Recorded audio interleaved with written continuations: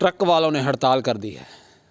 Petrol pump बंद, gas बंद, car बंद, टेम्पू बंद, बस बंद, सब कुछ बंद हो गया। दुनिया हैरान है कि क्या हो रहा है। कानून आया है हिट एंड रन का, जो नया बदलाव आया है, जिसमें अगर कोई हिट एंड रन एक्सीडेंट करके भाग जाता है ड्राइवर, तो उसे 10 साल की सज़ा हो सकती है और 10 लाख का जुर्माना हो सकता है। कानून बन गया है लेकिन अभी इम्प्लीमेंट नहीं हुआ, क्योंकि अभी ट्रांसपोर्ट यूनियन की सलाह ली जाएगी। जहाँ तक मैं जानता हूँ सरकार के बारे में, आम सहमति के बाद ही इस कानून को लागू किया जाएगा। इसलिए कुछ और इस कानून के बारे में जानने के लिए ये क्लिप देखते हैं, जिसमें संहिता पहले तो पार्लियामेंट ने पास किया, फिर उसके बाद पार्लियामेंट के पास करने के बाद प्रेसिडेंट ऑफ इंडिया ने भी उस पर अपने स्वीकृति प्रदान कर दी है, एसेंट दे दिया है। तो वो कानून नोटिफाई हो गया है, लेकिन किस डेट से नोटिफाई होगा ये अभी तक नोटिफाई नहीं हुआ। तो ये नोटिफिकेशन गवर्नमेंट ऑफ इंडिया फिर दूसरा करेगी, उसके बाद वो नोटिफाई होगा। और जब तक वैसा नोटिफिकेशन नहीं होता है तब तक जो पुराना इंडियन पेनल कोड था, जो उसके प्रावधान थे, वो भी हिट एंड रन में ही अप्लाई करेंगे। जैसे 304B में IPC के सेक्शन में 2 साल की सज़ा थी, वही अभी चलेगा। 304A में वही 2 साल की सज़ा अभी चलेगी। अच्छा, ये जो बदलाव किया गया है, पहले 2 साल की सज़ा थी, अब उसको 10 साल कर दिया अगर ड्राइवर फरार हो जाता उस जगह से।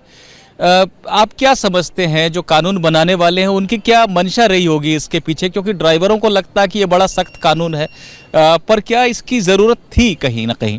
देखिए, इसकी ज़रूरत इसलिए आन पड़ी क्योंकि अक्सर ऐसा देखा जाता था कि हिट एंड रन केसेस में एक्सीडेंट के बाद ड्राइवर किसी तरह से वहाँ से भाग जाता था अपने व्हीकल के साथ। सो उसके बाद उसको आइडेंटिफाई करना और पकड़ना बहुत मुश्किल हो जाता था।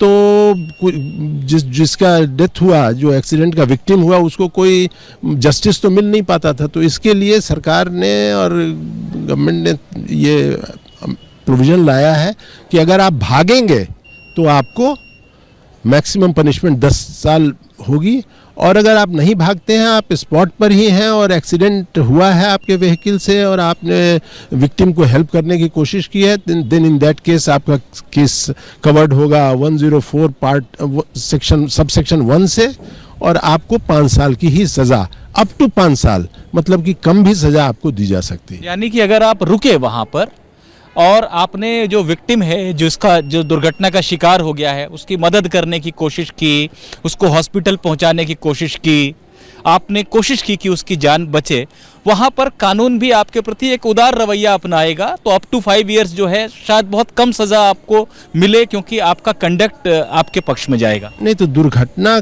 के से ग्रसित व्यक्ति को अगर आपने मदद किया, उसको हॉस्पिटल ले गए, तब आपको 2 से 5 साल की सज़ा मिल सकती है। अगर आपने पूरा मदद किया, सब कुछ किया, फिर भी वो मर गया, तो हो सकता है 2 ही साल की सज़ा दी जाए या 3 साल की सज़ा दी जाए।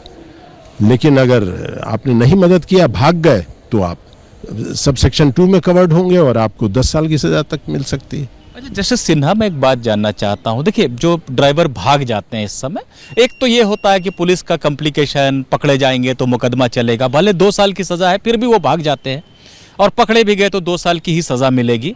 लेकिन दूसरा जो एक दलील दी जाती है कि वहाँ पर रुक गए तो पता नहीं पब्लिक क्या करेगी, भीड़ जो है उग्र होके मारपीट देगी, पता चलेगा कि ड्राइवर भी अपनी जान गंवा बैठे वहाँ पर भीड़ के हाथों।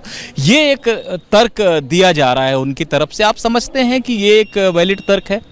हाँ, तो ये देखिए, मॉब लिंचिंग, ड्राइवर इसलिए भाग जाते हैं कि उनको ये डर रहता है कि उनको जो भीड़ है वो भीड़ उनको पीटेगी या उनको मार देगी, तो इससे डर के वो भागते हैं। तो इसको डील करने के लिए भी इसमें एक नए प्रावधान किए गए हैं अभी भारतीय न्याय संहिता में, जो कि मॉब लिंचिंग को ही 10 साल की सज़ा उसमें है, मैक्सिमम फांसी तक की, 10 साल मिनिमम है और फांसी तक की मैक्सिमम सज़ा उसमें दी जा सकती है।